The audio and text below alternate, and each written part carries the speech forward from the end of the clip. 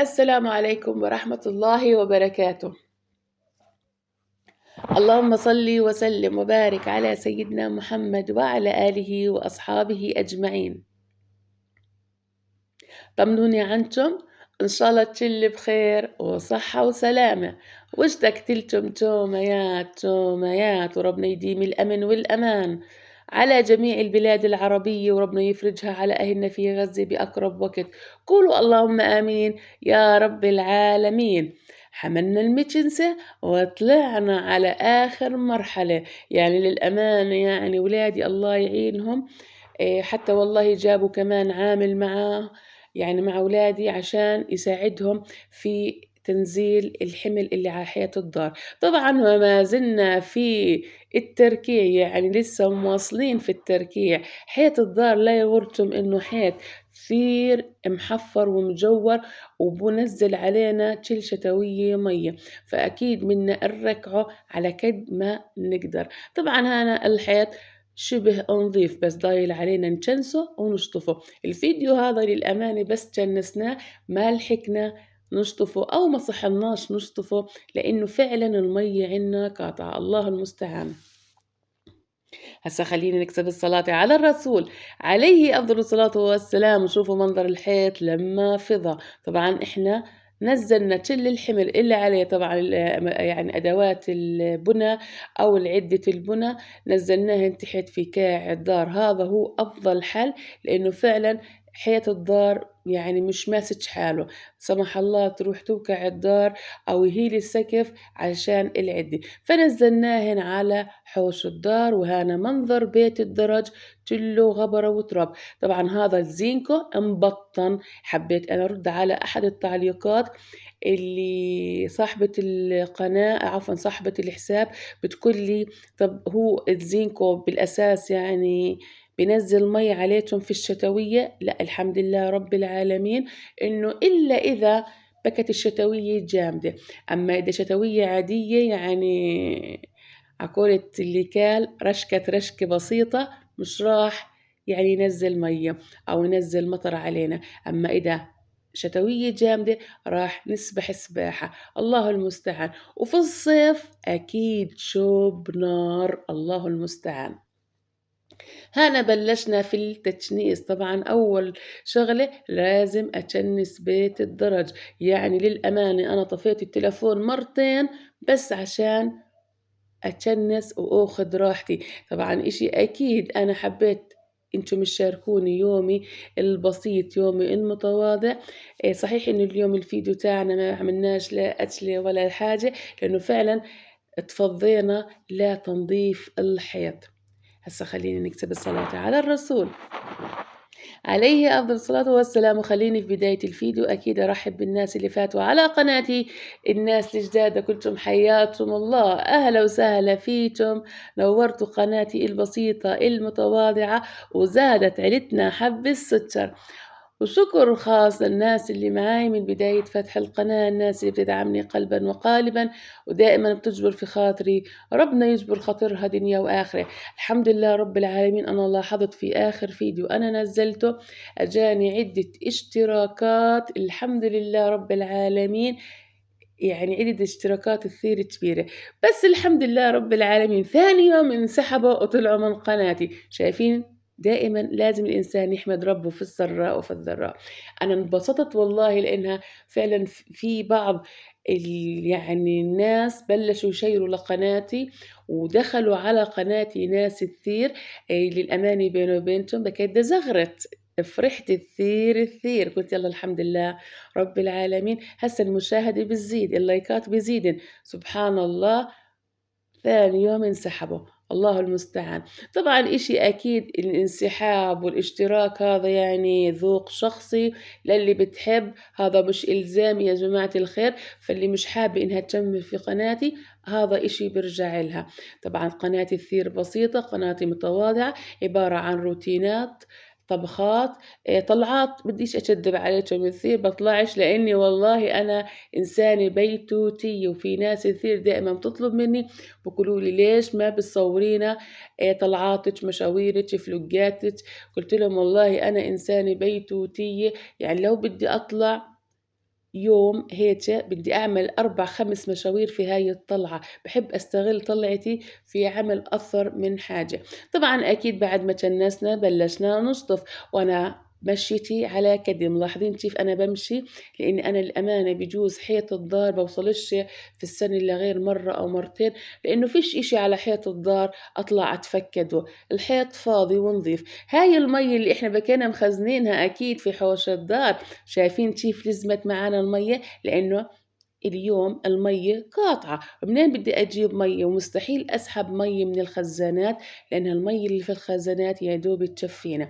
طبعًا هذا مدخل الدار وبيت الدرج اللي لأول مرة أنا فعلًا باصوّره معاكم. طبعًا هاي المَيّة كلها تراب ما فيش فيها أي أوساخ، بس للي حابة هسه تروح تتعلق وتقول لي شو يعو معو شو هالوسخ، والله يا حبيبتي هذا كله تراب. وبالنسبة للبلاط، البلاط يا جماعة الخير بلاط نضيف بس قديم جدًا، فلمّا الشغلة تكبى قديمة أو عتيقة طبعًا ما راح تكبى تلمع مثل يعني الجديدة، فالله المستعان. إن شاء الله أكيد رح حابب إني أجدد بلاط داري، وحابب إني أعمل شغلات كثيرة، بس نقول دائمًا تلت أخيرة وفيها خيرة. هسا خلينا نكسب الصلاة على الرسول عليه أفضل الصلاة والسلام. وطلعنا هنا كمان مرة، والله رجلي اليوم للأمانة يعني وجعتني كثير،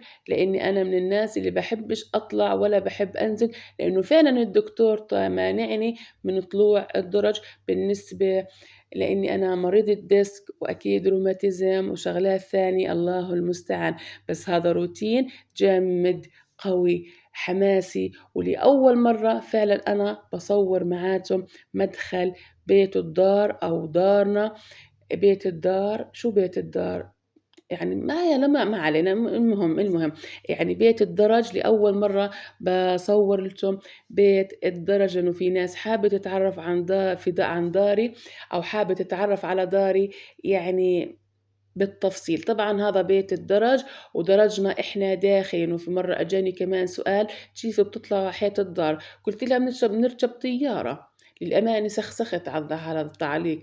طبعًا هي بالها إنه درج خارجي، لأ إحنا درجنا داخلي وأكيد من جوا الدار. نشفنا أكيد المدخل من جوا، وهان أنا عملت هدنة قعدت.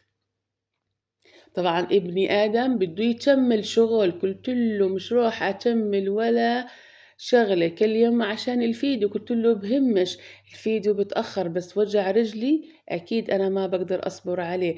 قعدت تمنّي هيك رُكت وقُلت له كمان شوي بنطلع نكمّل أكيد تنضيف الحوش. طبعًا هذا اللي باحكي لكم عنه أو اللي بأشّر عليه البلاط مش وسخ بس هو شامس لإنه من زمان. طبعًا هذا باب الصالون والباب الرئيسي الداخلي، وهنا بيت الدرج أكيد بعد ما شطفناه وبعد ما نضفناه صار يوج وج.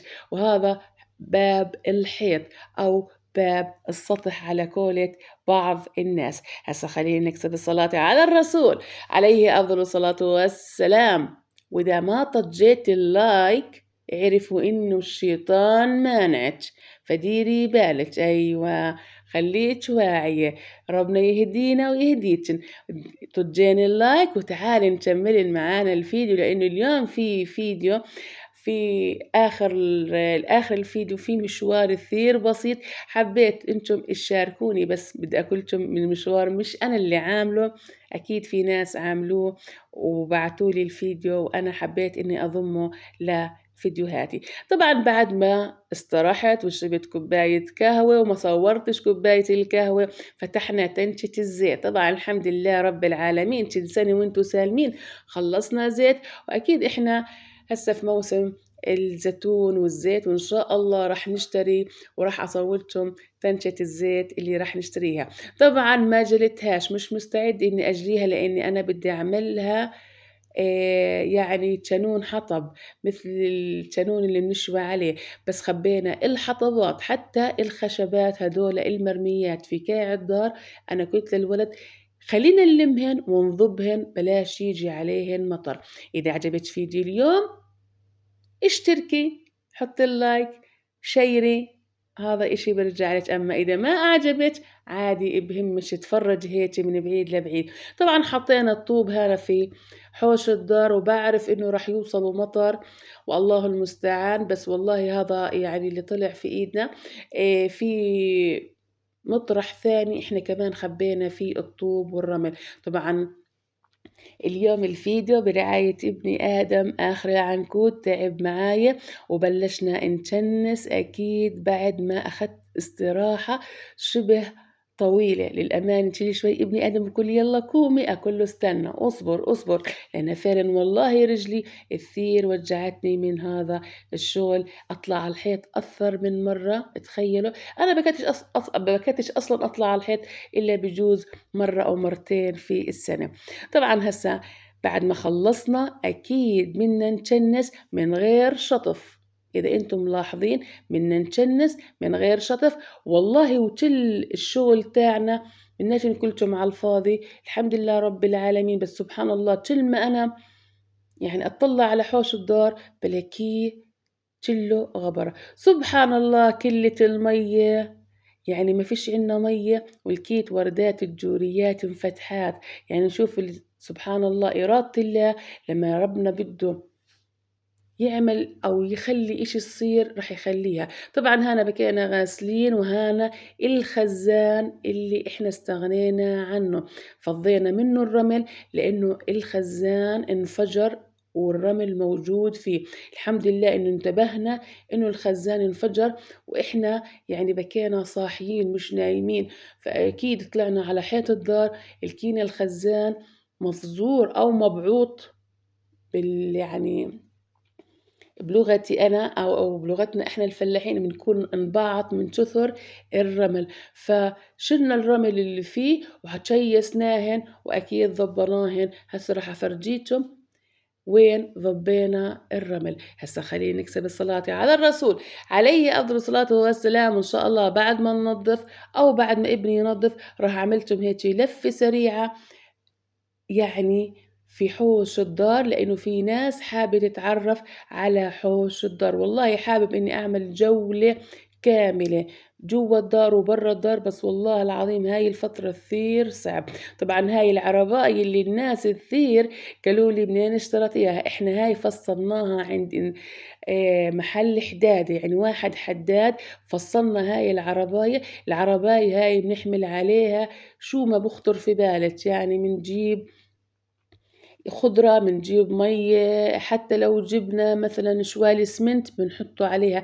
كثير بتساعدنا وكثير والله يعني منيحة ومريحتنا. طبعًا هنا حوش الدار بعد ما جنّسناه ونضّفناه، وهاي الأغراض اللي في كاع الدار أنا إن شاء الله راح أدبّرها في يوم من الأيام، يعني راح ألاقي لها تصريفة. طبعًا هذول الشوالات كلهن بلاستيكيات، هذول ابن آدم بده يبيعهن عشان ياخد حقهن ويطش في المصاري. طبعًا هذا منظر حوش الدار.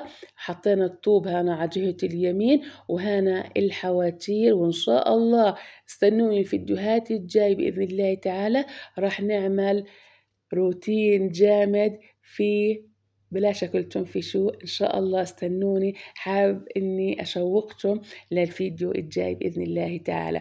طبعًا هنا الحامض، وهنا خبينا الخشب. الخشب يا جماعة الخير مثل الخبز بالنسبة لي، أنا بقدرش أستغني عن الخشب لا صيف ولا شتا. منه منولع ومنتدفى عليه ومنه بنطبخ عليه. طبعًا هذا الرمل والإسمنت عفوًا الطوب خبّيناهن تحت البلكونة. وهذا منظر ورا الدار اللي حابة إنها تتفرج على يعني حوش فلاحة فلسطينية. والشجر مناش نقولكم يعني ناجح 100%، يعني شبه يعني 50% الحمد لله رب العالمين. وطبعًا هنا إشي أكيد رجعنا لقدام بوابة الدار. هسّه خليك معايا عشان ابني بده ياخدني مشوار عن كذب، يعني للأمانة بكى وعدني ياخدني على المحل اللي بيشتغل فيه بس ما صارش نصيب، فقال لي خلص يمه أنا باصور لِك المحل واتفرّجي وإذا حبيتِ نزّلي الفيديو على قناتِك. طبعًا أعطوني رأيهم في فيديو اليوم، كلّه طاقة إيجابية وكلّه حماس، وأنا باعرف إني ما عملتش فيه أكلة، بس والله العظيم مش في إيدي، أكيد غصبٍ عني. هسه خلّيني نكسب الصلاة على الرسول. عليه أفضل الصلاة والسلام، وابني أنا باشتغل في محل الحلويات، ابني بيقرا تربية خاصة سنة ثالثة، لإنه في ناس كتير حبّت تعرف شو ولادي كارين. طبعًا ابني الأصغر من بنتي لسه يعني جامعة، أمّا بنتي الحمد لله رب العالمين خلّصت جامعتها وبتستنى في الوظيفة. طبعًا ابني تخصُّصه آآ تربية خاصة، بس هو صار حلوانجي من الخبرة، لا عمره اتعلّم ولا عمره راح على مركز ولا أخد دورات في الحلويات، هو سبحان الله يعني أخد خبرة منهم وصار بسم الله ما شاء الله حلوانجي. في دي اليوم أكيد قرّب يخلّص، أنا باستنى منكم اللايكات، وباستنى منكم التعليقات الحلوة اللي مثل العسل، اللي فعلًا بتفرّح قلبي وبتسعدني، ربنا يجبر خاطركم دنيا وآخرة. والناس اللي ما بيوصلها أي إشعار من قناتي الغي الاشتراك وعاودي اشتركي من أول وجديد، وبهمش تزعلوش مني، الفيديو هذا فيش فيه طبخة ولا فيه حاجة، أمّا الفيديو الجاي إن شاء الله انتظروني في أسشى أكلة وأفخم أكلة إحنا بنعملها الفلاحين. وهذا طبعًا المنظر لمّا ابني يبلش يعمل في الحلويات. طبعًا ابني متخصص بس في الكنافة. اللهم صل وسلم وبارك على سيدنا محمد وعلى آله وأصحابه أجمعين. تقييمِك تعليقِك لفيديو اليوم قديش باخد 10/10، ويا ريت تكتبي لي رأيِك بقناتي بكل صراحة، واكتبي لي الله يعينِك يا فلاحة على هيك ناس، لأنه فعلًا زودوها معايا والحظر ما زال قائم، لأنه البلاغات مثل زخ المطر مش عارف ليش متشودين مني ومقهورين مني، الله المستعان يا جماعة الخير. فما باقول إلا غير حسبي الله ونعم الوكيل اللي فعلًا بيحب يأذي غيره. طبعًا هذا منظر يعني المحل، طبعًا إحنا صوّرنا بالطول لإنه احترامًا للناس الواقفة أو الناس اللي بتشتغل، فحبينا أو ابني حب بس يصوّر منظر المحل اللي هو بيشتغل فيه. طبعًا هسا الناس اللي بتحب الحلو بيقولوا لي أكيد ابنِك بيجيب لِك حلو، والله وين وين تمنّه يجيب لنا حلو، أكيد معظم الأيام هو بيعمل في الدار. طبعًا هذا الصدر شغل إيد ابني، يا ريت تكتبوا له الله يعطيك العافية يا محمد، والله يهديك ويهدي جميع الشباب. هسا ده قُلت لكم السلام عليكم ورحمة الله وبركاته.